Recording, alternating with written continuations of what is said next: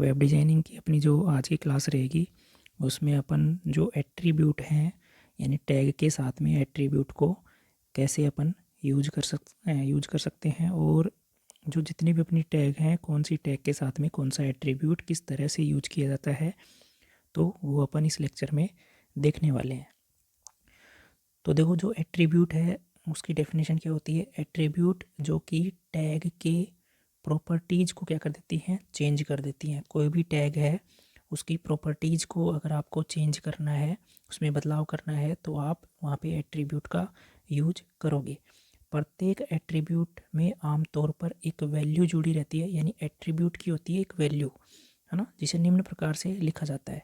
देखो सबसे पहले यहाँ पे आप टैग का नाम लिखोगे, फिर उस टैग के साथ में जो भी एट्रीब्यूट यूज होता है उस एट्रीब्यूट का नाम आप यहाँ पे लिखोगे और फिर आपको इक्वल टू का साइन लगाना है और जो भी वैल्यू है उसको आप डबल इन्वर्टेड कोमा के अंदर लिखोगे। तो ये मैंने पहले भी आपको बताया था कि टैग के साथ में ये इसका एट्रीब्यूट है और एट्रीब्यूट की यहाँ पे जो आप इक्वल टू जो साइन है उसके आगे जो आप लिखते हो वो उसकी वैल्यू होती है और फिर उसके सामने जो भी आप टेक्स्ट या फॉन्ट वगैरह कुछ भी लिखते हो तो उस पे जो भी वैल्यू आपने यहाँ पे दी है जिस एट्रीब्यूट के तहत, वो प्रॉपर्टीज़ क्या होगी वहाँ पे लागू हो जाएगी। अब अपन देखते हैं कि कौन कौन से जो एट्रीब्यूट हैं उनका यूज यहाँ पे किया जाता है। तो कुछ साधारण जो एट्रीब्यूट है उनकी अपन बात कर लेते हैं, जिसमें पहला अपना एक एट्रीब्यूट होता है अलाइन एट्रीब्यूट। यानी कि अगर टेक्स्ट का अलाइनमेंट मेरे को निर्धारित करना है, कोई भी टेक्स्ट है उसका अलाइनमेंट अगर अपन को निर्धारित करना है तो उसके लिए अलाइन एट्रीब्यूट का यूज अपन करेंगे। तो देखो किसी भी टेक्स्ट को अगर आपको अलाइन करना है तो आप चार तरीके से उसको अलाइन कर सकते हैं। एक पहला तो है अपना लेफ़्ट, कि आप उसको जो आपका वेब पेज है उसको आप लेफ़्ट साइड में दिखा सकते हैं या फिर राइट साइड में दिखा सकते हैं या फिर सेंटर में दिखा सकते हैं या फिर आप जस्टिफाई जो टेक्स्ट होता है उसके रूप में आप उसको दिखा सकते हैं। अब इसको लिखने का तरीका कैसे है, जैसे मैं एक हेडिंग बना रहा हूँ, H1 मैंने यहाँ पे टैग ले ली, तो H1 टैग जो टैग है एक हेडिंग टैग है जिसकी मैंने आपको साइज़ पहले ही बताई थी, जो सबसे बड़ी हेडिंग टैग है। और उस हेडिंग टैग का मैंने अलाइन दे दिया, कौन सा, सेंटर, यानी कि ये हेडिंग है मेरे को लाइन के बिल्कुल सेंटर में दिखाई देगी।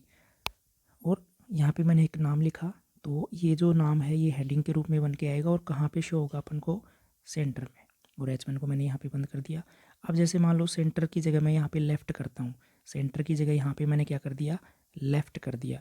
तो जैसे ये लेफ़्ट करूँगा तो H1 में जो कुछ भी अपन ने ये लिखा है ये अपन को वेब पेज के कहाँ दिखाई देगा, लेफ़्ट साइड में। अगर राइट कर दूंगा तो राइट साइड में चला जाएगा और जस्टिफाई कर दूंगा तो जो भी आपकी रो है उसमें इस तरह से आपका जो ये टेक्स्ट है वो दिखाई देगा कि लेफ़्ट और राइट में दोनों तरफ सेम क्या रहे, मार्जिन रहे, तो वो आपका जस्टिफाई से हो जाएगा। नेक्स्ट अगर अपन बात करें, एक एट्रीब्यूट होता है अपना कलर एट्रीब्यूट, सेकंड है कलर एट्रीब्यूट। अब देखो कि कोई भी एलिमेंट है, कोई भी टैग अगर अपन यूज कर रहे हैं तो अगर अपन को कोई कलर से रिलेटेड कोई चीज़ करनी है, जैसे मान लो कि कोई भी एलिमेंट है उस पर मेरे को कलर देना है, तो कलर देने के लिए मैं कलर एट्रीब्यूट का वहाँ पे यूज करूँगा। जैसे मैंने यहाँ पे लिखा, एक टैग है फ़ॉन्ट टैग, ठीक है, फ़ॉन्ट, और उसके साथ में मैंने एक एट्रीब्यूट यूज किया कलर और उसकी वैल्यू में मैंने डाला रेड। तो देखो जो हेलो मैंने लिखा है, हेलो जो मैंने लिखा है इस फ़ॉन्ट का जो कलर आएगा वो कैसा आएगा, रेड आएगा, ठीक है। एक दूसरा तरीका भी है कि अगर आप सीधा नाम नहीं लिखना चाहो कलर का तो एक हेक्साडेसिमल वैल्यू होती है वो भी आप लिख सकते हो। तो जैसे यहाँ पे वही फ़ॉन्ट कलर हो गया और यहाँ पे मैंने एक हेक्साडेसिमल वैल्यू लिखी है, तो इस हेक्साडेसिमल वैल्यू का जो भी कलर बनता है वो अपन वो इस पे क्या हो जाएगा, लागू हो जाएगा। नेक्स्ट एट्रीब्यूट की अगर अपन बात करें तो नेक्स्ट एट्रीब्यूट है अपना हाइट एट्रीब्यूट, यानी एलिमेंट की अगर हाइट को अपन को एडजस्ट करना है तो उसके लिए अपन हाइट एट्रीब्यूट का यूज़ करते हैं। और अगर विड्थ जो विड्थ है, यानी अगर एलिमेंट की विड्थ यानी चौड़ाई को अगर अपन को निर्धारित करना है तो वहाँ पे विड्थ एट्रीब्यूट का मैं यूज़ करूँगा। अगर हाइट को करना है तो हाइट और विड्थ के लिए अपना विड्थ हो जाएगा। यहाँ एट्रीब्यूट की वैल्यू को एब्सोल्यूट फॉर्म तथा रिलेटिव फॉर्म में दिया जा सकता है। अब देखो एब्सोल्यूट फॉर्म और रिलेटिव फॉर्म का मतलब क्या होता है। जैसे मैंने एक टैग ली HR से आपको पता है एक हॉरिजॉन्टल रो है वो निकल के आती है, मतलब एक लाइन वेब पेज पे खींचने के लिए अपन HR का यूज करते हैं। और इसके साथ में एक एट्रीब्यूट लगाया मैंने विड्थ की, जो लाइन ड्रॉ होगी वो उसकी जो चौड़ाई होगी वो कितनी होगी 320। तो देखो सीधा नंबर दिया है अपन ने 100 दिया, 150 दिया, 180, 300, 320, 400, इस तरह से अगर आप वैल्यू दे रहे हो एट्रीब्यूट की तो वो तो हो जाएगी आपकी एब्सोल्यूट वैल्यू। अगर आपने परसेंटेज में वैल्यू दी है, जैसे मैंने लिखा HR विड्थ और यहाँ पे अब मैं इसकी वैल्यू लिख रहा हूँ परसेंटेज में, तो ये कहलाती है इसकी रिलेटिव वैल्यू। तो ध्यान रखना जो विड्थ और जो हाइट एट्रीब्यूट है उसकी दो तरह से अपन जो वैल्यू है वो रख सकते हैं। एक होती है अपनी एब्सोल्यूट वैल्यू और दूसरी होती है रिलेटिव वैल्यू।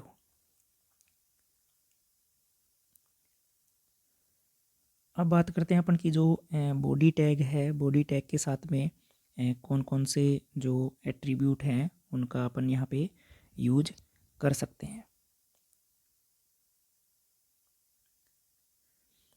तो यहाँ पे पहला एट्रीब्यूट है जो बॉडी टैग के साथ में यूज किया जाता है वो है टेक्स्ट। यानी कुछ भी आप वेब पेज में लिख रहे हो तो जितना भी आपका टेक्स्ट है उस पर अगर आपको कलर देना है तो आप बॉडी के साथ में टेक्स्ट जो एट्रीब्यूट है उसका यूज कर सकते हो। दूसरा है लिंक, यानी कोई भी लिंक अगर आप बना रहे हो, हाइपर लिंक वगैरह बनाते हो, उस पर अगर आपको कलर देना है तो उसके लिए आप लिंक का यूज़ करोगे। और वी लिंक है, यानी वी लिंक का मतलब होता है यहाँ पे विजिटेड लिंक, ऐसा लिंक जिसे यूज़र ने देख लिया है और देखने के बाद में उसका कलर कैसा होगा उस कलर को निर्धारित करने के लिए आप वी लिंक का यूज करोगे। और नेक्स्ट है ए लिंक। ए लिंक का मतलब होता है एक्टिव लिंक, यानी क्लिक करने पर लिंक का कलर निर्धारित करने हेतु एक्टिव लिंक को कलर देने हेतु, यानी कोई लिंक है वो एक्टिव है या नहीं है, तो एक बार जब आप उस पर क्लिक करोगे तो कुछ मिली सेकेंड के लिए आपको एक कलर दिखाई देगा वहाँ पे, तो वो कलर अगर मेरे को दिखाना है तो उसके लिए मैं ए लिंक का यूज करूँगा। फिर उसके बाद में नेक्स्ट जो अपना एट्रीब्यूट है जो बॉडी के साथ में यूज किया जाता है वो है बीजी कलर। डॉक्यूमेंट के जो बैकग्राउंड है उसमें अगर मेरे को कलर देना है, यानी अब जो भी जब भी आप बॉडी टैग का यूज करोगे तो बॉडी टैग के साथ में अगर एक एट्रीब्यूट होता है बीजी कलर और एक होता है बैकग्राउंड। तो अगर बैकग्राउंड में आपको एक तो कलर देना है, क्या देना है, बैकग्राउंड में कलर देना है, जैसे आपको ग्रीन कलर का बैकग्राउंड चाहिए पूरा या येलो कलर का बैकग्राउंड चाहिए, तो उसके लिए तो आप बीजी कलर का यूज करोगे। और बैकग्राउंड में अगर कोई इमेज लगानी है, कोई इमेज लगानी है तो वहाँ पे आप बॉडी टैग के साथ में बैकग्राउंड का यूज करोगे। अब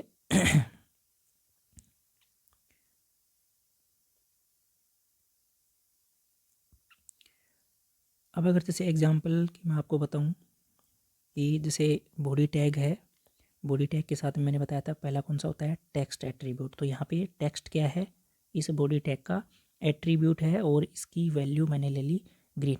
यानी अब इस बॉडी के अंदर कोई भी टेक्स्ट लिखा जाएगा तो उस टेक्स्ट का कलर कैसा होगा, ग्रीन। यानी पूरे वेब पेज में आप जो कुछ भी टेक्स्ट लिख रहे हो उसका कलर कैसा हो जाएगा, ग्रीन हो जाएगा।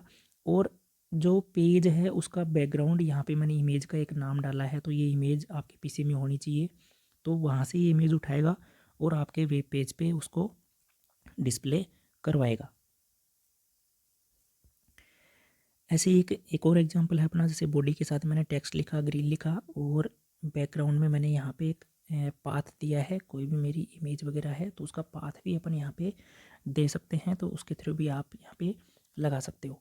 अब जैसे मान लो कि अगर आपको इमेज नहीं लगानी है और आपको कोई कलर ही देना है, तो जैसे कलर देना है तो यहाँ पे बैकग्राउंड की जगह आप क्या लिखोगे, बीजी कलर, बीजी कलर लिखोगे और यहाँ वैल्यू में क्या डाल दोगे, कोई भी कलर डालोगे। जैसे येलो डाला आपने, येलो डाला तो बैकग्राउंड आपका कैसा शो होगा, येलो शो होगा।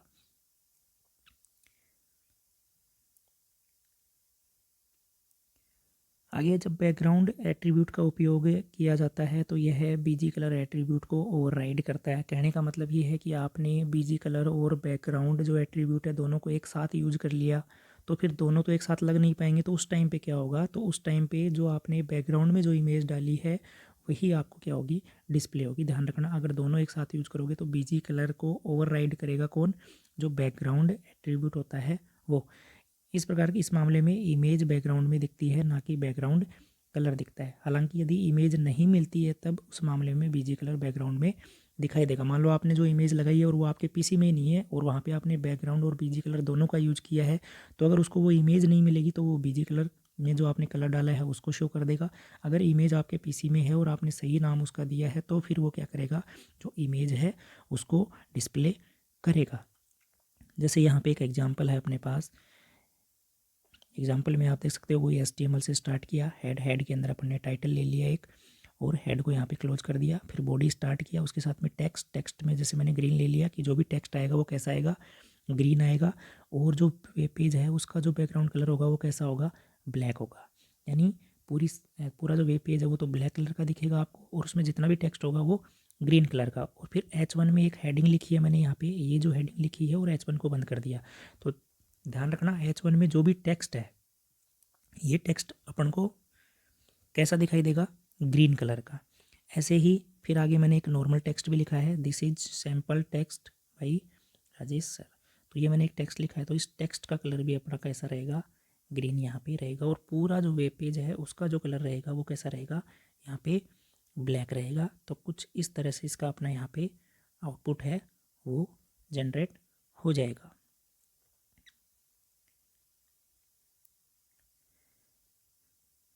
नेक्स्ट एट्रीब्यूट है अपने, जैसे लिंक है, ए लिंक है और वी लिंक है। वी लिंक जो एट्रीब्यूट है इनको अपन किसी एग्जांपल में कैसे यूज करेंगे, तो इसका भी एग्जांपल अपन यहाँ पे देख लेते हैं। तो जैसे कि HTML से अपन ने स्टार्ट किया, वही टाइटल वगैरह अपन लिखेंगे यहाँ पे, और बॉडी के अंदर फिर मैंने यहाँ पे लिखा है एक, जैसे एक ID मैंने एट्रीब्यूट लिया और उसमें मैंने जैसे W3S लिखा है यहाँ पे। लिंक में मैंने यहाँ पे लिखा है ब्लू, और ए लिंक में मैंने यहाँ पे जो वैल्यू दी है वो दी है मैंने ग्रीन, और वी लिंक में मैंने यहाँ पे एक हेक्साडेसिमल जो वैल्यू है वो मैंने यहाँ पे रखी है। तो इससे जो भी कलर बनेगा वो वी लिंक पे वहाँ पे एक्टिवेट हो जाएगा। उसके बाद में पी टैग यानी एक पैराग्राफ लिखने के लिए, तो पैराग्राफ के अंदर मैं एक एंकर टैग का यूज़ कर रहा हूँ। ध्यान रखना, एंकर टैग का यूज़ किया जाता है कोई भी अगर आप हाइपर लिंक बना रहे हो तो उसके लिए आप एंकर टैग का यूज करते हो। हाइपर लिंक बनाने के लिए एंकर टैग का, जिसे ए से दर्शाया जाता है। और एंकर टैग का एक एट्रीब्यूट होता है HREF यानी हाइपर लिंक रेफरेंस। यानी जो भी हाइपर लिंक बनाओगे तो उसका जो एड्रेस होगा, आप बना किसके रहे हो उस पर क्लिक करेंगे तो अपन जाएंगे कहाँ पे, तो ये एक वेबसाइट का मैंने वहाँ पे एक लिंक दे दिया कि जब भी इस लिंक पे कोई क्लिक करेगा तो वो इस वेबसाइट पे क्या हो जाएगा, पहुंच जाएगा। और एक मैंने नाम लिख दिया कि जो लिंक है वो यूज़र को शो किसके रूप में होगा, तो मैंने यहाँ पे लिखा w3school.com। ये मैंने लिखा, ये तो यूज़र को दिखाई देगा जैसे ही इस पर अपन क्लिक करेंगे। इस पर यूज़र क्लिक करेगा तो वो किस वेबसाइट पे जाएगा, इस वाली वेबसाइट पे क्या हो जाएगा, ट्रांसफ़र हो जाएगा। तो यही होता है, अपन हाइपर लिंक बनाते हैं तो क्या करते हैं, अपन एक वेब पेज से किसी दूसरे वेब पेज पे जाने के लिए अपन क्या करते हैं, हाइपर लिंक, या एक वेबसाइट से दूसरी वेबसाइट पे जाने के लिए अपन क्या बनाते हैं, वहाँ पे हाइपर लिंक बनाते हैं। और हाइपर लिंक बनाने के लिए एंकर टैग का यूज़ किया जाता है। और एंकर टैग के साथ में जो एट्रीब्यूट यूज़ होता है वो यूज़ होता है अपना एज रेफरेंस। और जो भी आप लिंक बना रहे हो उस पर अगर आपको कलर देना है तो 3 तरीके से आप दे सकते हो, लिंक, ए लिंक और वी लिंक। तो लिंक के लिए आपने ब्लू कलर दे दिया तो ब्लू कलर का वहाँ पे अपन को दिखाई देता है, उस पर कोई भी क्लिक करेगा तो जो भी एड्रेस अपन ने डाला है उस एड्रेस पे वो क्या हो जाता है, विजिट हो जाता है। ए लिंक पे मैंने जैसे ग्रीन डाला है तो ग्रीन कलर का दिखाई देगा। वी लिंक पे जो भी कलर अपन ने डाला, जैसे पर्पल डाल दिया, तो विजिट होने के बाद में जो वापस आके अपन देखते हैं तो वहाँ पर अपन को पर्पल जो कलर है लिंक का वो वहाँ पर दिखाई देता है। तो इस तरीके से यहाँ पे आउटपुट दिखाई देगा अपन को कि जैसे यहाँ पे लिखा हुआ है, और इस पर जैसे ही अपन क्लिक करेंगे तो जो वो वेबसाइट थी उस पर वहाँ पे अपन क्या हो जाएंगे, विजिट हो जाएंगे, और जो भी वेबसाइट थी वहाँ पे वो अपने सामने वहाँ पे ओपन हो जाएगी। अब नेक्स्ट अगर मैं बात करूँ, जैसे कुछ हेक्साडेसिमल वैल्यू है अपनी कि कौन से जो कलर की हेक्साडेसिमल वैल्यू है वो कौन सी होती है, तो यहाँ पे आप देख सकते हो कि जैसे जो रेड कलर है उसकी जो हेक्साडेसिमल वैल्यू होती है वो है FF, और बाकी ये आपके क्या हो जाएंगे 00, या फिर ओ भी आप इसको बोल सकते हो। ग्रीन के लिए आपका 00, FF और 00। इस तरह से ये कुछ आपकी वैल्यू हैं, ये आपको यहाँ पे याद रखनी है कि किस कलर के लिए कौन सी हेक्साडेसिमल वैल्यू होती हैं। तो नॉर्मली जो कुछ जो मेन जो आपके कलर हैं वो भी अगर आप याद रख लोगे तो आपके लिए यहाँ पे बहुत है। तो ये थी अपनी आज की एक छोटी सी क्लास, जिसमें कुछ एट्रीब्यूट अपन ने कर लिए। कुछ एट्रीब्यूट और भी अपने आगे जैसे जैसे अपन लेक्चर करेंगे तो उसमें आपको देखने को मिलेंगे। जिन बच्चों ने चैनल को सब्सक्राइब नहीं कर रखा है, चैनल को सब्सक्राइब कर लो, और वीडियो अगर पसंद आए तो वीडियो को लाइक और शेयर भी ज़रूर करें। धन्यवाद।